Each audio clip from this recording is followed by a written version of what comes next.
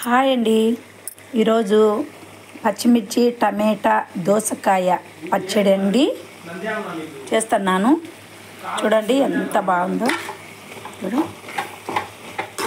చూడండి నూనె వేసి నూనెలో బాగా కొద్దిసేపు దూరగా వేయించానండి. వేయించిన తర్వాత మూత మూస్తే మూత మూయడంతో ఈ టమాటా పండులో ఉండే నీరంతా చూడండి ఎలా అయిందో. మనం వాటర్ వేయాల్సిన అవసరం లేదండి, అదే అంత బాగా ఇట్లా అవుతుందండి. చూడండి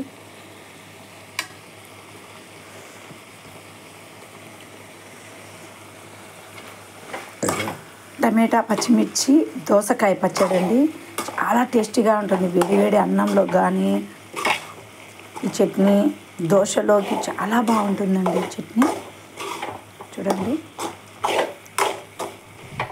వేసి బాగా అంతా మగ్గిన తర్వాత కొంచెం సాల్ట్ కూడా వేసినానండి. దీంట్లో వేసి బాగా ఇట్లా మగ్గబెట్టినానండి. కొంచెం ఉప్పు వేయడంతో ఈ ఉప్పలకు పట్టి చాలా టేస్టీగా ఉంటుంది. లైట్గా వేయాలండి. మళ్ళీ కొంచెం రోట్లో దంచుకుంటానండి నేను చట్నీ. రోటి చట్నీ చాలా బాగుంటుందండి.